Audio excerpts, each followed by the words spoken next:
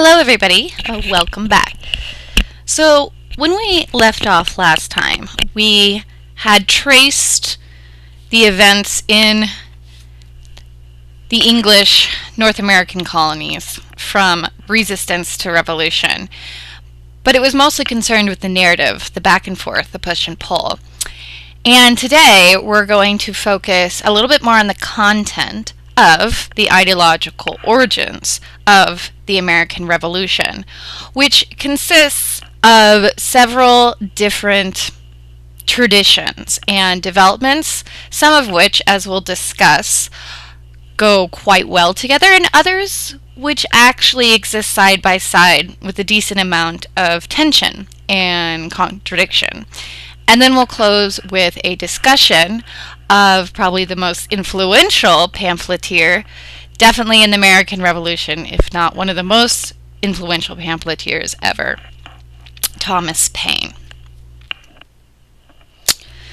So, starting off with the tradition of English rights and law.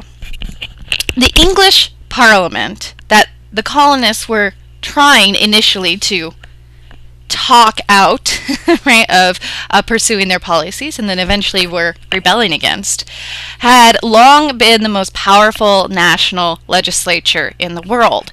And what I mean by that is that of all the major European powers, the representative body composed of elites other than solely nobility or aristocracy, by which I don't mean rich people only, most of them were rich, but specifically people with titles like Lord or Duke or whatever. The English legislature was not composed exclusively of these folks, and it had the most power in England. So, English people took this tradition very seriously. They believed that people owning property should be afforded a voice in the highest echelons of power, even if they didn't have one of these aristocratic titles. This tradition, moreover, was especially celebrated ever since 1688, where a peaceful transfer of power had resulted in a constitution that limited to some extent the right of the king to do whatever he wanted, and it made him accountable on certain points to Parliament. The English Constitution was believed to have achieved the perfect balance of the three major players in English society: the monarchy, the aristocracy, again people with titles, and the country gentlemen and in some cases rich merchants. Most of the country or rich non-aristocracy that were influential were rich people who lived in the countryside and had a lot of land, but typically did not have aristocratic titles. But there were also in England influential merchants or people who were rich by means other primarily than land. Now, in England, these gentlemen, as represented by the House of Commons in Parliament, had an unusual amount of power, and the system was unique at the time and continued to be, except for maybe the Netherlands is the only comparable situation. So some of the elites and even patriots in America resisted breaking away from Britain. John Dickinson, for example, who had been a major leader in opposing the policies of Parliament, but who was also ultimately opposed to making the final break, to declaring independence. He said that, "I have looked for our rights in the Constitution of England and found them there." So what he's saying there is that without this tradition, without this social institution of the English Constitution, I'm not sure, right, where we're expecting to get our rights. And it's a very respectful stance towards what was considered by English people to be sort of their crowning glory, their English rights.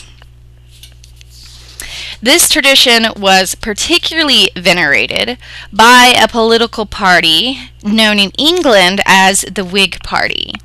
Now, traditionally, the Whig Party had been the party that advocated a more diffuse distribution of power, usually favoring country gentlemen over the urban aristocracy. Tories, on the other hand, were, generally speaking, the more conservative party in England. So these terms carried over to the colonies. Those who supported the resistance against Great Britain were referred to as Whigs, and those who supported Great Britain were referred to as Tories. Moreover, many colonists also argued that the policies of Great Britain were in contradiction to the tradition of English law as it had been interpreted by judges.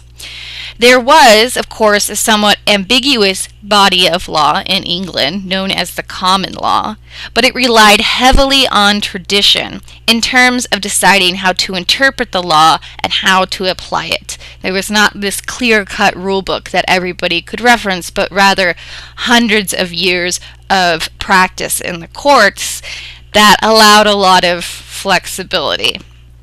And colonists took advantage of this ambiguity to put forth arguments that the actions of Parliament, and then later the King, violated ancient traditions of the law in England.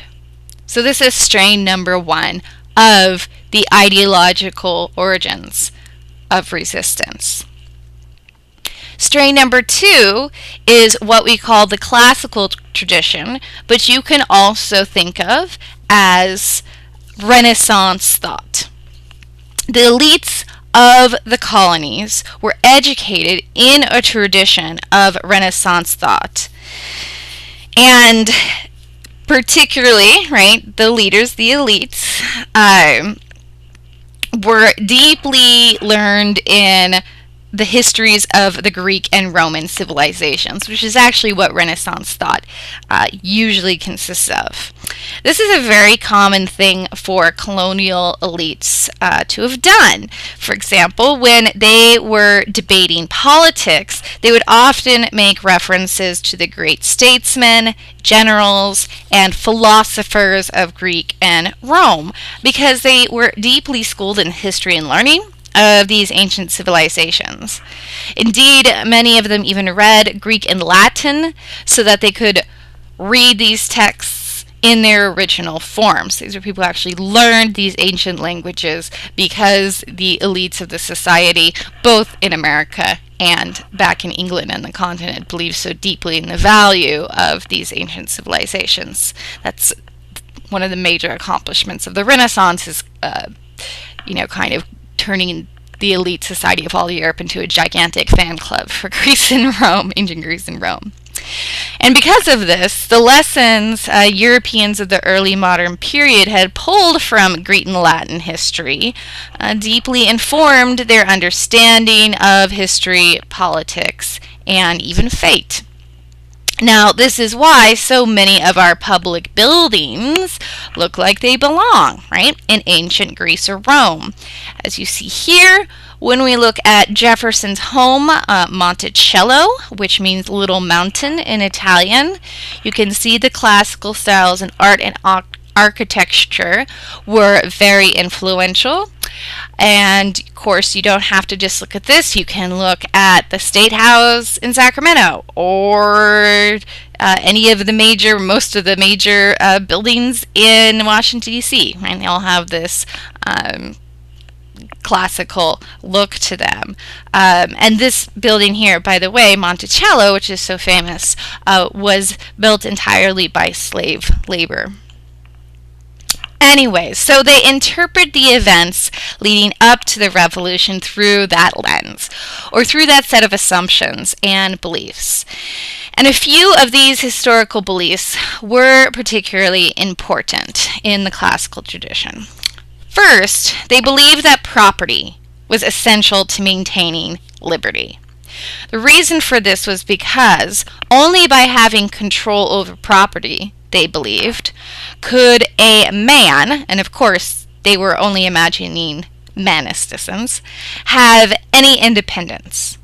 Because as long as he was not self-reliant, he could be controlled and corrupted by someone else. Because if you depended on someone else for your livelihood, you essentially could not learn to either act or even think independently. That was their line of thinking. If someone had leverage over you in this way, he had power over your fate, that would corrupt you. Therefore, the sanctity of preserving a man's property was essential to maintaining liberty and keeping any ruler or rulers from abusing their positions.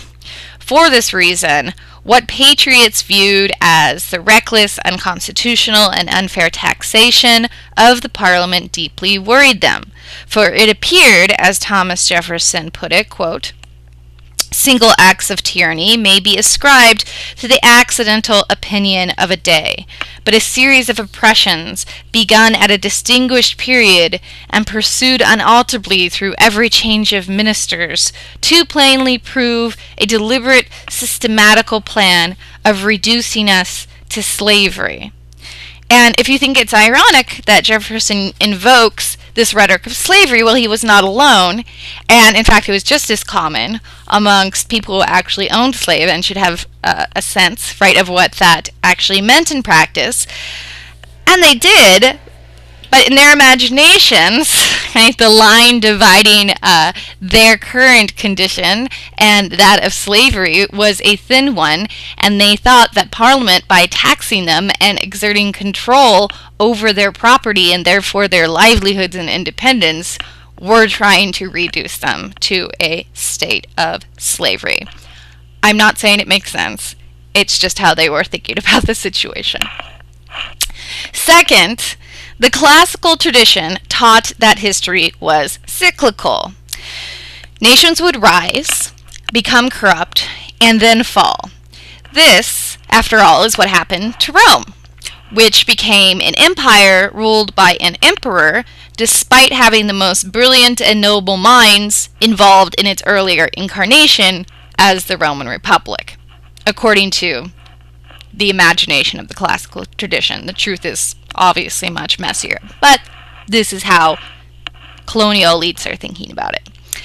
But eventually, corruption ate away at this virtue, the story went on. Rome became an empire that abused its powers, became awash in the luxury of its conquests, and then it collapsed from within. And to the patriots of the colonies, it appeared that Britain was going through the same cycle, and that it had reached the point of corruption and tyranny, and therefore was no longer ruled by virtue. So, it was a good time to get out of the empire anyway, right, rather than be dragged down with it. As John Dickinson, again, the same man you saw eventually opposing declaring independence, as he wrote in 1754, more than 20 years before that, Britain was to America, quote, what Caesar was to Rome. A threat to its virtue, the factor that was going to bring its downfall away from a republic, right, into something that is authoritarian. All right, strain number 3. Existing side by side with this classical thought was Enlightenment thought. Colonial elites were also beginning to embrace a new set of ideas emerging from the Enlightenment. The Enlightenment was a cultural revolution that started in Europe that embraced the new discoveries of the scientific revolution and believed in the power of reason in solving social problems. One issue the Enlightenment fundamentally rethought was the question of the rights of men, and eventually women as well. This does come up in the Enlightenment at some point. But rethought the rights of men and women in political society. Enlightenment thinkers rejected the idea that certain groups of people, due to the accident of their birth, meaning the hereditary background, had the right to rule absolutely over another group of people. Rather, it emphasized the natural equality of man in a state of nature, at least, and viewed governments as legitimate only if they were constructed by a consensual, contractual process. In other words, Men did not have absolute power over men just because they said God gave them that right, which was the customary reason given in Europe up until that time. But rather, power was only legitimate if exercised with the consent of the property-owning portion of the population. Property-owning portion of the population. Now, one of the most commonly referred to philosophers of the Enlightenment was the Englishman John Locke. According to Locke, governments represented a contract between rulers and the ruled, a contract that the people at large entered into in order to protect their natural rights, which they were born with. The most simple way of imagining this is thinking about how we rely on the government to punish people for stealing, and therefore to protect our property. However, when the government ceased to perform this function, Locke said, and was instead violating people's rights for, by example, actually stealing their property by maybe taxing them without their consent, right? Then it was no longer fulfilling its end of the bargain, and Locke suggested in that case, it was justified to rebel against that government, for it had broken its contract with the people. Now, these ideas of natural rights, a contractual relationship with the government, and a natural equality amongst men increased in popularity greatly in the decade that ran up to the Revolution. And this happened in large part because of the colonists' failure to get a satisfactory response from, first, the British Parliament, which is where they directed most of their ire initially, and then the king himself. However, these ideas did not necessarily require rejecting the institution of monarchy. Indeed, when Parliament first started passing the taxes that so upset the colonists, many of them appealed to the king to set it straight and emphasized their loyalty to the king, asking him to intervene in the behavior of his corrupt ministers in Parliament. Even as late as 1775, you still have this hope among some that the king is going to intervene and set matters straight. And they extended the so-called olive branch petition in order to try to do this. But increasingly, it became clear to more and more people that the logic of their own arguments was leading to rejecting a monarchical system entirely, and that they should try, instead, to create a republic.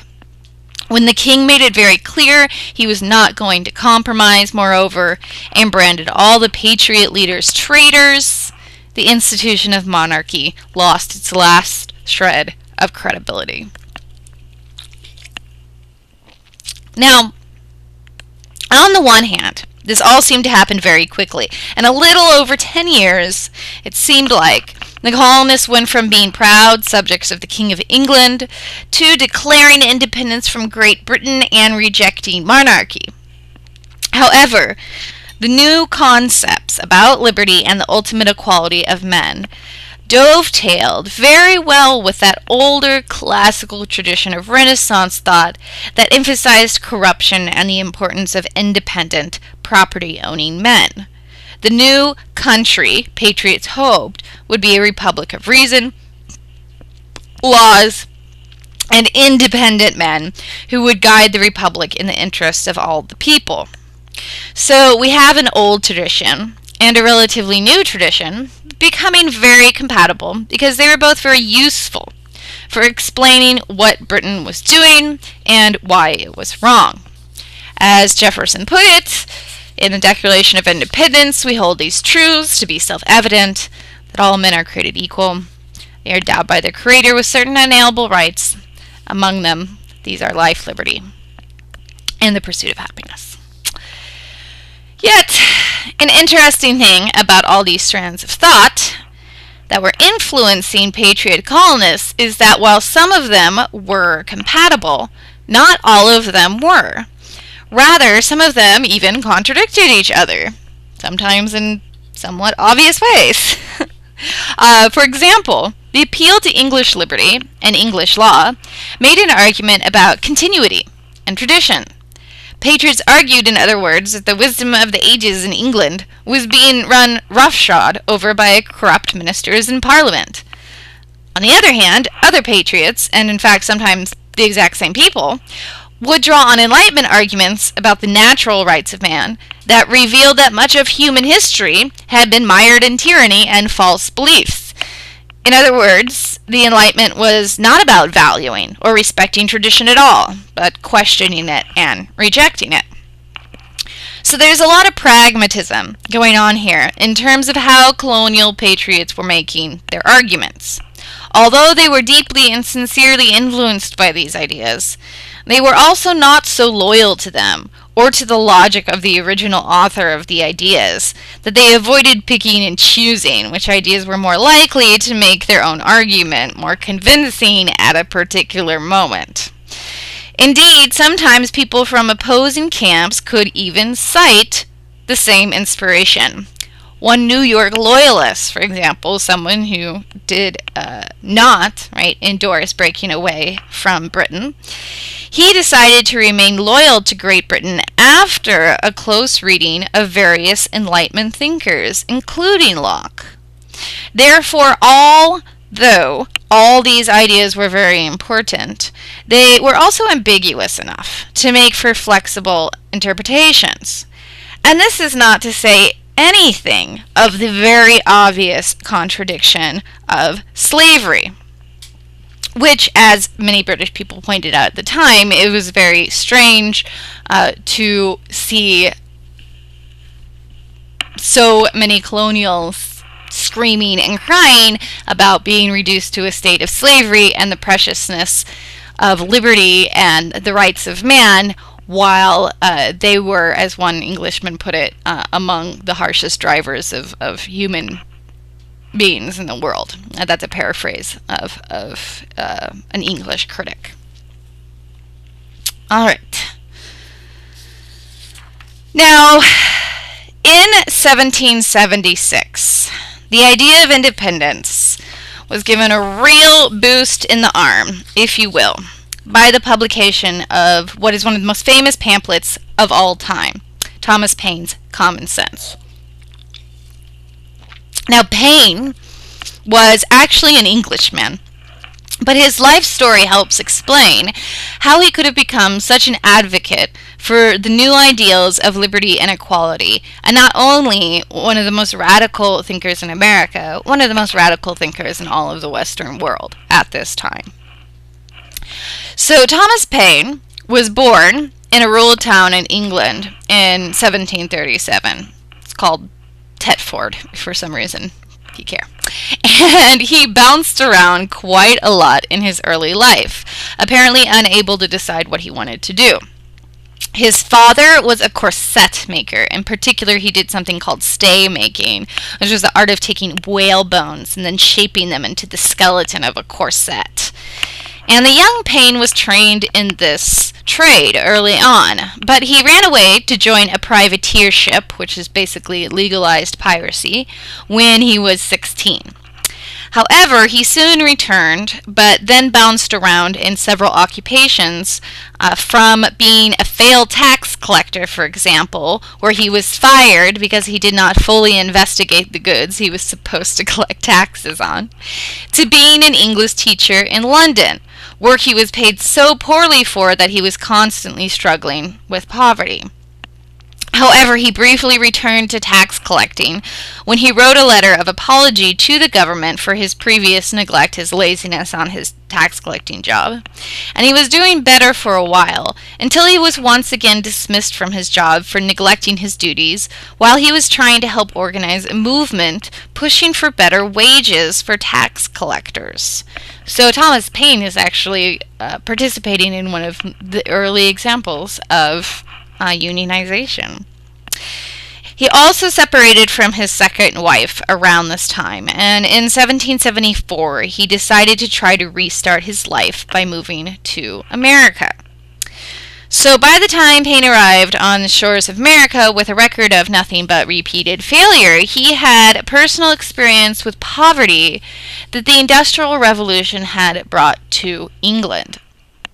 As we can see here in the satirical picture from 1751, London, and particularly life in the poor areas of London at this time, was extremely wretched. Life was very difficult for poor people, and there was much to criticize about how the rise of the Industrial Revolution and the development of finance capitalism had brought misery to many of the less well off in England.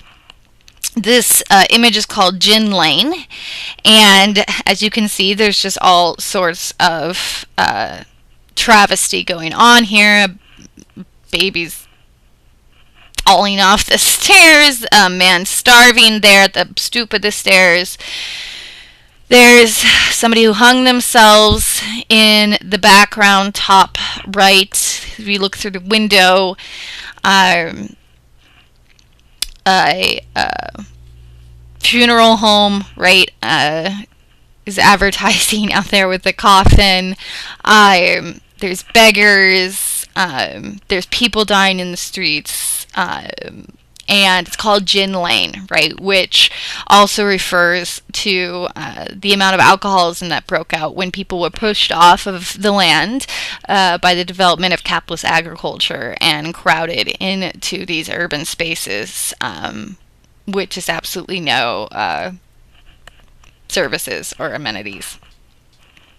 All right, so Thomas Paine would have been familiar with the kind of scene that this image is satirizing, right, or exaggerating, depicting.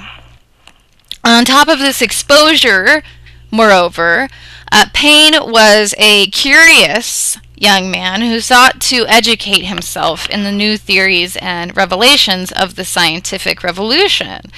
Back in England, he had attended lectures given by popularizers of the new scientific discoveries, participated in debate clubs, and had connected himself to a network of scientists and political radicals that included Joseph Priestley, the man who discovered oxygen, and Benjamin Franklin, who spent much of the 1760s and early 1770s in England, arguing largely for the case of the colonies, and was widely known at this time as a scientist. So Franklin would later write Paine a letter of recommendation that he carried with him to America, which greatly assisted him in getting settled and accepted by circles of gentlemen there. These same circles dabbled in radical politics. England, many of them believed, was being corrupted by a greedy, scheming administrative structure that was draining power away from independent country gentlemen and giving it instead to financiers and banking institutions in London. That was sort of the heart of the critique. These ideas about the corruption of Britain combined with an enthusiasm for new scientific discoveries to suggest to many in the circle that the new knowledge gained by the scientific revolution and the Enlightenment could point the way to new institutions, unencumbered by the irrational privileges and abuses of power that was accumulating in London. This, they hoped, would lead to a true liberty and happiness for mankind. So with this kind of motley mix of ideas and influences in his head, Thomas Paine arrived in Philadelphia in 1774. And Paine quickly found work writing for a local magazine, the Pennsylvania Magazine. And his work there put him into contact with major leaders of the growing patriot movement, such as the Dr. Benjamin Rush, who was also a good friend of John Adams. Paine quickly absorbed the politics of the patriot movement in America, and by the end of his year in America was ready to participate himself in the resistance against Britain. And it was in fact Benjamin Rush who suggested to Paine that he write a pamphlet about the resistance in America, although he told Paine to avoid the words independence or republicanism, the idea, right, that a country should be ruled without a monarchy, advice that Paine completely ignored. Now consider that Paine had just left England, his home country, to come to these new colonies and was now, barely a year later, happily engaged in encouraging people to declare independence from Britain.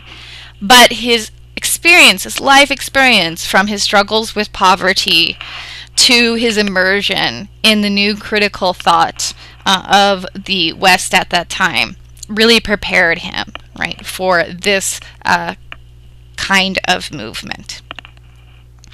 So what did Paine do in Common Sense? Well, Paine laid out his reasons for declaring independence in what became one of the key causes, of pushing Americans to declare independence when they did. Common Sense really had an impact. Significantly, Paine opens Common Sense not with an analysis of America's relationship with Britain, but with an analysis of political structures in general and an attack on monarchy and hereditary forms of hierarchy. So he kind of skips all the detail, the controversy of what has been particularly happening in the back and forth with the British Parliament and just goes straight towards the fuck monarchy position, basically. For example, Paine wrote that one of the strongest natural proofs of the folly of the hereditary right in kings is that nature disproves it by giving mankind an ass for a lion. So what he means there, right, is if the divine right or the hereditary right to kingship was at all reliable, we wouldn't end up with so many idiot kings.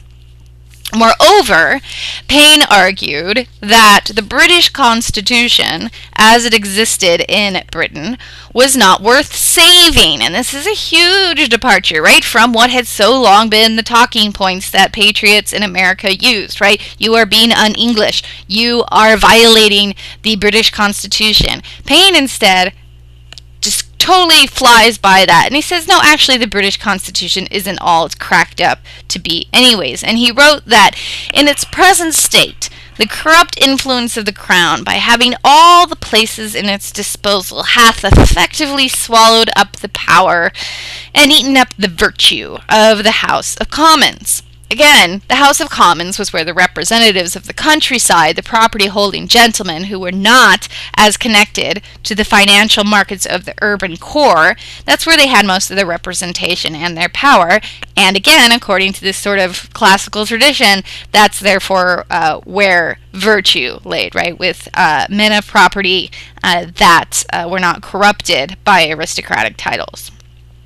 However, unlike many other patriots at this time, Paine did not look backward to an idealized time of perfect English liberty, but he looked forward to the establishment of new political institutions, which would be better, he said, than anything mankind had ever seen before.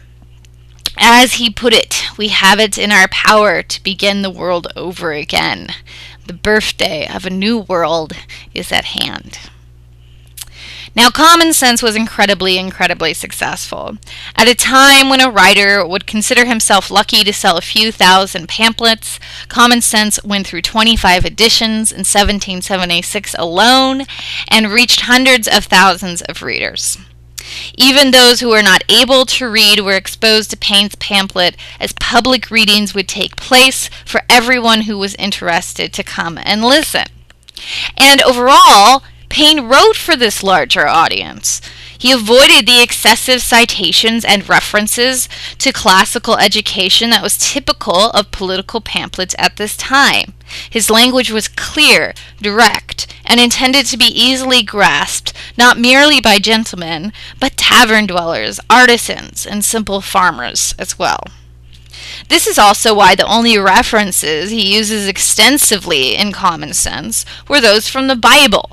He was well aware that if he used biblical authority to validate breaking away from the monarchy and trying to build a republic, that he would likely get a better hearing with the majority of common people in America than any number of references to classical learning would ever accomplish. Now, this strategy of Paine's is a little ironic, because he would, about 20 years later, also write the famous attack on biblical authority, the book The Age of Reason. But in 1776 in America, he rightly guessed that speaking the religiously infused language that most common Americans were familiar with would be the most effective way to spread the fever of independence and republicanism far and wide.